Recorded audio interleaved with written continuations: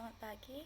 Di sini saya akan mempresentasikan hasil saya yang berjudul Media dan Pembelajaran dan Alat Peraga IPA di SD. Media pembelajaran. A. Pengertian media pembelajaran yaitu saluran komunikasi, yaitu segala sesuatu yang membawa informasi dari sumber informasi untuk disampaikan kepada penerima pesan.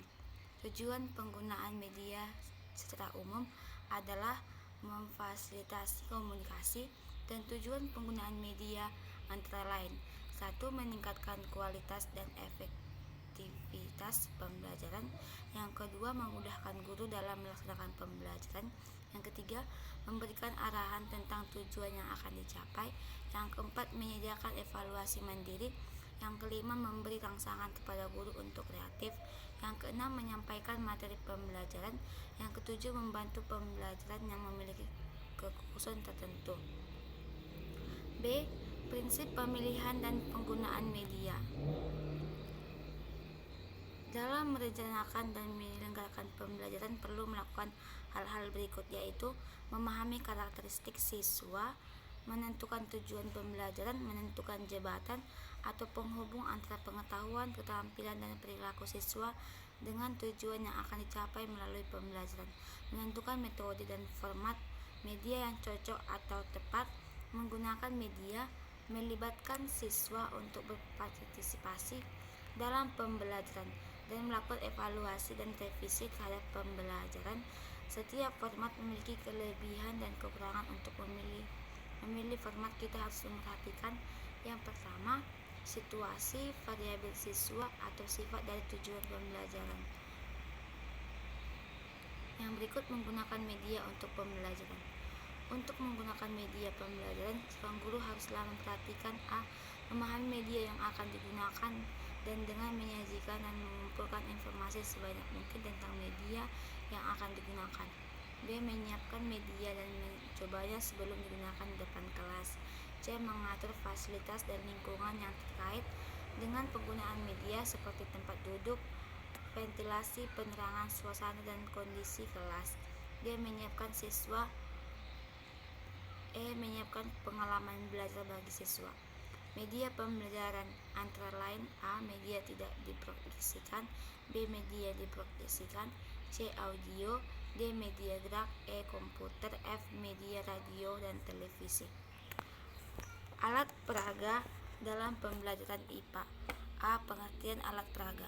Pengertian alat peraga menurut Gagne adalah komponen sumber belajar di lingkungan siswa yang dapat merangsang siswa untuk belajar.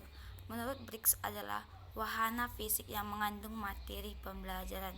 Dengan demikian, alat peraga merupakan sesuatu yang digunakan untuk mengkomunikasikan materi pembelajaran agar terjadi proses belajar. Menurut Sohman, bahwa alat peraga adalah suatu teknik untuk menyampaikan pesan, sehingga alat peraga sebagai teknologi pembawa informasi atau pesan pembelajaran. B. Tujuan menggunakan alat peraga. A. Memperjelas informasi atau pesan pembelajaran. B. Memberi tekanan dan pada bagian-bagian yang penting. C. Memberi variasi dalam pengajaran. Yang D. Memperjelas struktur pengajaran. E. Memotivasi siswa belajar. Bentuk alat peraga seperti biasa: A. Buku, koran, majalah. B. Alat-alat audio dan visual.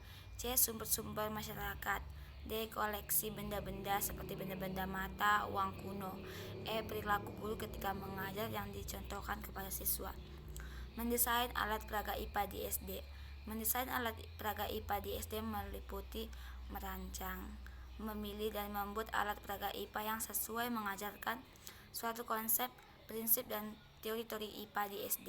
Mendesain alat peraga dapat pula berarti menampilkan bentuk asli atau memodifikasi benda asli menjadi sebuah model tertentu. Sebelum membuat alat peraga sederhana, terlebih dahulu menganalisis materi IPA. Sarana utama dari menganalisis materi IPA adalah: 1. Terjabarnya tema materi pokok atau pokok bahasa. 2. Terpilih pendekatan dan metode yang efektif dan efisien. 3.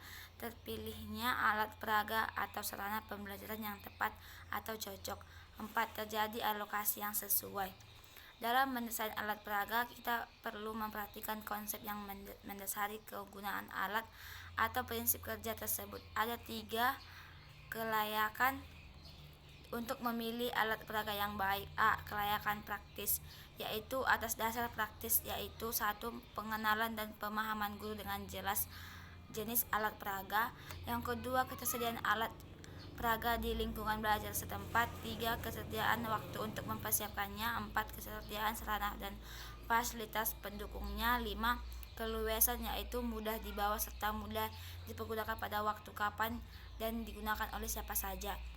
B. Kelayakan teknis atau pedagogis, yaitu alat peraga yang dipilih harus memenuhi ketentuan kualitas, yaitu 1. Relevan dengan tujuan pembelajaran yang ingin dicapai. Yang kedua, merangsang motivasi terjadinya proses belajar yang optimal. C. Kelayakan biaya.